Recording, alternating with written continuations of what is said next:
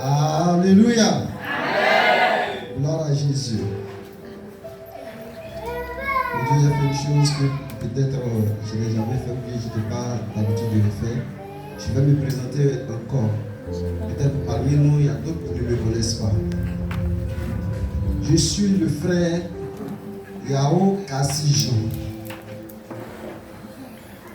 Je suis agent de santé, technicien en imagerie médicale.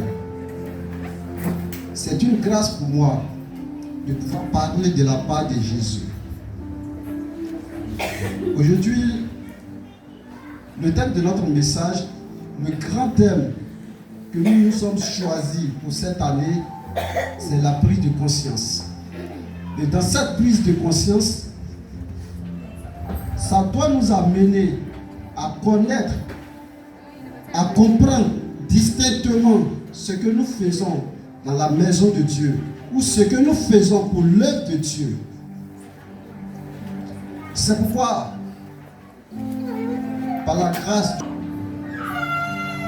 je vais prendre Matthieu 4, verset 23.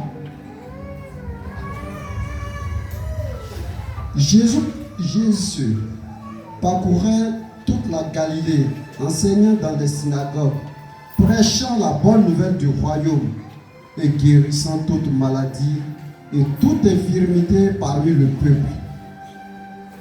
Alléluia. Je vais prendre encore Matthieu 9, verset 35. Jésus parcourait toutes les villes et les villages, enseignant dans les synagogues, prêchant la bonne nouvelle du royaume et guérissant toute maladie et toute infirmité. Je vais aussi prendre Marc 8, verset 35.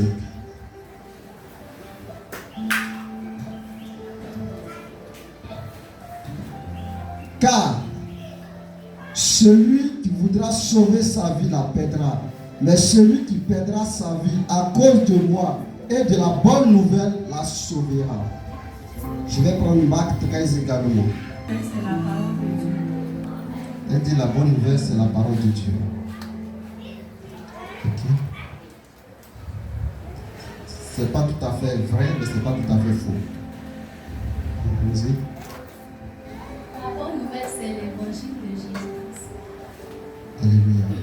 Elle dit la bonne nouvelle, c'est l'évangile de Jésus-Christ. C'est sur la voie. Qui encore? Qui peut répondre à cette question? La bonne nouvelle du royaume. Gloire à Jésus. Si tout à l'heure, quelqu'un a un problème de 10 000 francs, il est là, il se torture, il ne sait pas comment faire. Et puis lui, il ne sait pas. Je viens, il dit, mon frère, je suis venu te rendre visite. Aujourd'hui, tu as 20 000 francs. Ou bien, mon frère, est-ce que tu es là? Aujourd'hui, il est venu te rendre visite. Il y a longtemps, il t'a vu. Est-ce qu'il peut t'apporter quelque chose au soutien? Il sera content. Il dit, oui, vraiment, si le soutien là, c'est dans l'ordre de mon besoin, ça va vraiment me faire plaisir. Quel est ton besoin? Il explique, il dit, bon, je t'apporte les 20 000 francs. Qu'est-ce qui reste à jour? Selon vous. Il sera très heureux. Est-ce qu'il s'attendait à ça? Est-ce qu'il m'a demandé? Mais il est très heureux. Parce que quoi? Il a eu la réponse de son problème, n'est-ce pas? Donc, on peut considérer la bonne nouvelle ici. Alléluia. Aujourd'hui, dans notre contexte ici, nous devons comprendre que lorsque Dieu a créé l'homme, Adam et Ève, et qu'il les a placés dans le jardin, le but de Dieu, c'était pour les cultiver. La culture de Dieu, ce n'est pas la culture maraîchère ou bien ce que nous faisons dans les champs. C'est d'apprendre à l'homme la façon d'être, la dimension de Dieu, sa compréhension, sa marche et son éternité également. Mais comme l'homme n'a pas pu résister à la tentation de l'ennemi, qui est Satan, l'homme a succombé dans ce projet. Donc Dieu les a retirés de ce jardin d'Éden et il les a mis hors du jardin, c'est-à-dire sur une terre aride où l'homme maintenant doit transpirer, l'homme doit travailler. L'homme même ne connaissait plus son sort. Lui-même s'il meurt aujourd'hui, quel serait son sort? L'homme n'avait aucune notion de toutes ces choses. L'éternité lui a été retirée. Alléluia. Et avant la naissance de notre Seigneur Jésus-Christ, les hommes expérimentaient aussi la grâce de Dieu. Dieu s'est révélé à des personnes qui ont vécu avec Dieu, qui ont marché avec Dieu. Mais à toutes ces personnes, ils n'ont pas laissé aucun message disant que, bien qu'ils aient marché avec Dieu, après leur existence sur terre, ils vont avoir aussi la vie qu'on appelle la vie éternelle. Gloire à Jésus. Donc, par définition, la bonne nouvelle ici contenue dans notre Bible, c'est que Jésus-Christ, il est celui-là qui est venu nous annoncer que si aujourd'hui nous mourons, nous pouvons avoir une nouvelle vie qu'on appelle la vie éternelle qui sera une vie sans fin. Donc voici l'œuvre que le Seigneur Jésus-Christ est venu faire sur la terre. Il parcourait toutes les villes. Il annonçait cette information. Gloire à Jésus. Lorsque nous parlons de la bonne nouvelle et que nous n'entrons pas dans ce secret-là, nous ne sommes pas dans la bonne nouvelle. La parole de Dieu, elle est vague. Il y a beaucoup de choses. Lorsqu'on prend la Bible, il y a des gens qui ont fait des mauvaises choses dont la Bible relate ses faits. Il y a des gens aussi qui ont fait de bonnes choses que la Bible relate ses faits. Donc si tu tombes sur un verset où on dit qu'ils ont tué quelqu'un, soit Caïn a tué Abel, tu tombes sur ce verset, c'est une bonne nouvelle. Ce n'est pas la bonne nouvelle, n'est-ce pas? Donc, comprenons que la bonne nouvelle, c'est lorsque Jésus-Christ est venu maintenant pour nous annoncer les voies et moyens pour pouvoir atteindre la vie éternelle. La Bible nous dit, gloire à Jésus. Alléluia. Monsieur,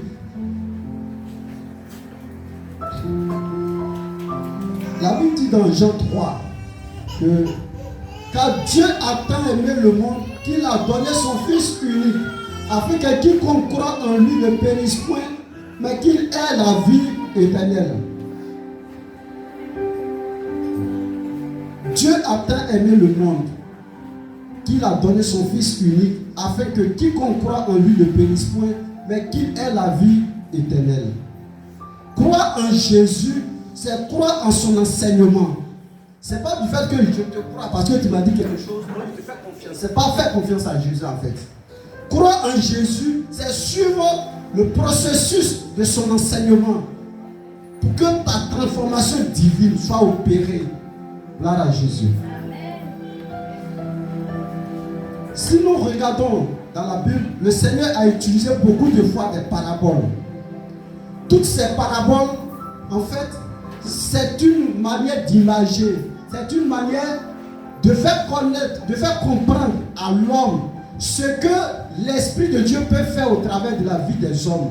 Lorsque nous acceptons cette vérité, lorsque nous acceptons cette bonne nouvelle que le Seigneur Jésus-Christ est en train d'annoncer.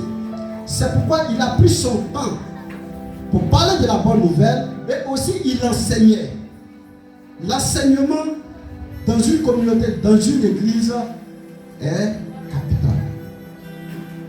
On annonce la bonne nouvelle, tu as reçu la bonne nouvelle, que si tu suis Jésus, tu vas avoir la vie éternelle. Mais comment faire le processus pour que je sois validé? Le processus pour t'amener maintenant au salut. Alléluia.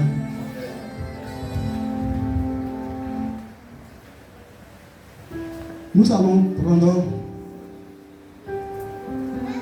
1 Pierre 1, verset 9.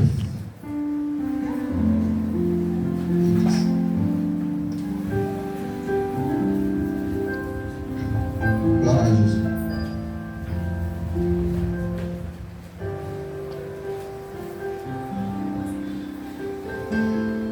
parce que vous avez obéi le salut de vos âmes pour prix de votre foi. Les prophètes qui ont prophétisé touchant la grâce qui vous était réservée ont fait de ce salut l'objet de leur recherche et de leur investigation. Comprenons ici que le salut touche à l'âme d'une personne. Lorsque l'homme, je veux dire Adam et Ève, ont désobéi à Dieu, c'est leur âme qui a été emprisonnée. Ce n'est pas leur être en tant que tel, mais leur âme qui prenait sa source dans la présence de Dieu, cette source s'est coupée. Donc ils n'avaient plus de source de la vie de Dieu. Donc lorsque nous acceptons Jésus, la source que nous avons perdue en Adam, nous retrouvons cette source en Jésus. Alléluia. Amen. Comprenons que dans 1 Pierre 1 là, au verset 10, la Bible dit que les prophètes qui ont prophétisé touchant la grâce qui était réservée nous à notre ère maintenant, ont fait de ce salut l'objet de leur recherche. Ils recherchaient par quel moyen l'homme peut avoir le salut. Ils se sont posé des questions. Ils se sont interrogés. Ils ont posé des problématiques. Ils ont cherché des réponses à cette question. Mais ils ne savaient pas par quel moyen l'homme peut avoir le salut. Gloire à Jésus. Dieu fait venir son Fils Christ Jésus. Non seulement il nous annonce la bonne nouvelle, il nous montre comment faire. Et aussi, lui-même maintenant, il se porte garant de notre salut en posant l'acte à la croix. Gloire à Jésus. La bonne nouvelle de ce matin, mon frère, ma soeur, je voudrais simplement que tu ne regardes pas aux défis dans lesquels tu te trouves, que tu ne regardes pas les difficultés dans lesquelles tu te trouves, que tu ne regardes pas la souffrance que tu as endue sur la terre des hommes aujourd'hui, que tu ne regardes pas ce que tu as, si peut-être tu as le bien matériel, que tu ne te forges pas sur le bien matériel, mais que tu puisses travailler pour ton salut. C'est pourquoi chaque jour, nous devons nous battre pour demeurer dans la présence de Jésus. Chaque dimanche, nous devons nous déplacer pour aller dans la maison du Seigneur. C'est pour qu'à la fin de notre vie, nous ayons le salut de notre âme. Gloire à Jésus.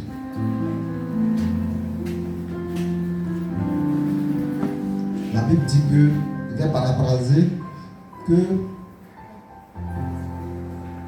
qu'est-ce que l'on peut gagner dans ce monde ici-bas s'il perdait son âme?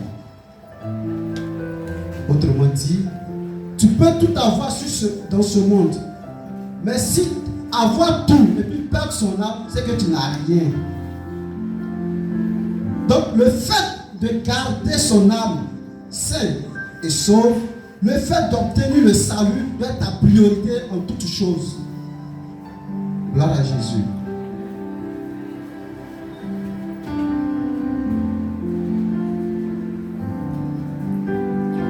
C'est un message un peu court, donc je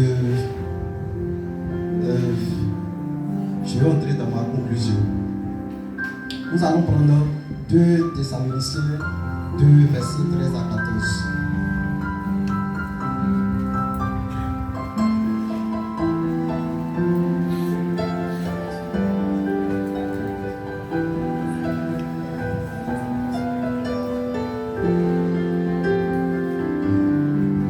Pour nous, frères bien-aimés du Seigneur, nous devons à votre sujet rendre continuellement grâce à Dieu, parce que Dieu vous a choisi dès le commencement pour le salut, pour la sanctification de l'esprit et pour la foi en la vérité. C'est à quoi il vous a appelé par notre évangile, pour que vous possédiez la gloire de notre Seigneur Jésus. Gloire à Jésus.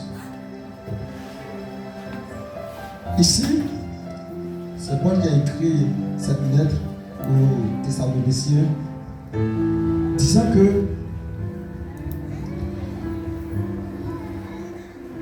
ce qui peut faire le bonheur de l'homme, c'est que l'évangile qu'ils ont reçu, c'est que dès le commencement, Dieu a prévu pour le salut de leur âme, pour la sanctification de leur âme, par l'esprit et par la foi en la vérité. La vérité ici traduit que notre Seigneur Jésus-Christ, qui nous a annoncé la bonne nouvelle, ne ment pas. Ce qu'il a dit est vrai. Alléluia. Il nous a dit, nous qui croyons en lui, qu'au dernier jour, il va nous ressusciter des morts. Pour confirmer cette parole, lui-même étant vivant, il a fait des échantillons. Il a ressuscité Lazare. Les gens l'ont constaté. Donc ça veut dire que si lui-même il a fait, ça veut dire que autant prévu, lorsque la date va arriver, il sera capable de nous ressusciter des morts pour être avec lui pour l'éternité. Alléluia. Donc la bonne nouvelle du royaume ne doit pas être des petits problèmes de maison, des petits problèmes de la société, des petits problèmes entre frères et sœurs. Ça ne doit pas être ça. Deux fois, j'ai un peu mal pour des personnes peut-être qui cherchent Jésus parce qu'ils veulent seulement que la guérison. La guérison, c'est pour un temps. On peut attraper par lui, on te soigne, mais dans un mois, tu peux attraper par lui encore. Ça veut dire quoi? Tu peux tomber malade parce que les esprits ont jeté ce sort sur toi. On prie pour toi, tu es guéri, tu es délivré. Mais si tu n'as pas accepté Jésus dans ta vie, si l'Esprit de Dieu ne vit pas dans ta vie, cette même maladie peut revenir parce que les démons vont te tenter, ils vont t'avoir. Alléluia. Mais si tu as reçu Jésus et que la vie de Dieu coule en toi, ces esprits ne pourront plus s'approcher de toi. Et c'est cette vie qui va te conduire jusqu'à la vie éternelle. Gloire à Jésus. Alléluia. Je voudrais terminer par Philippiens 2, verset 12. Ainsi, mes bien-aimés, comme vous avez toujours obéi, travaillez à votre salut avec crainte, tremblement, non seulement comme à ma présence, mais bien plus encore maintenant que je suis absent. Ici, je vais attribuer l'absence de cette personne à Jésus. Ok? Je prends Jésus. Jésus-Christ veut que nous travaillions pour notre salut. Si le fait de croire en Jésus suffit, peut-être que le premier jour que j'avais cru en Jésus, j'allais rester à la maison chez moi. Ou bien des semaines après que j'ai dansé, roulé, tombé, j'allais rester chez moi à la maison. Mais pourquoi je ne suis pas resté à la maison? Je dois marcher avec Jésus pour que cette transformation qu'il a commencé à opérer au-dedans de moi puisse aller jusqu'à ce que lui-même peut-être revienne ou jusqu'à ce que j'atteigne la perfection en lui. Non pas pour plaire aux hommes, mais pour que je puisse plaire à Jésus. Donc chacun de nous doit travailler pour son salut. Les actes que tu vas poser dans l'église, dans l'œuvre de Dieu, tout ce que tu vas faire qui contribue à l'avancée de l'œuvre de Dieu, tu travailles aussi pour ton salut. Gloire à Jésus. C'est sur ces paroles que je vais m'arrêter. Que la gloire revienne à notre Dieu.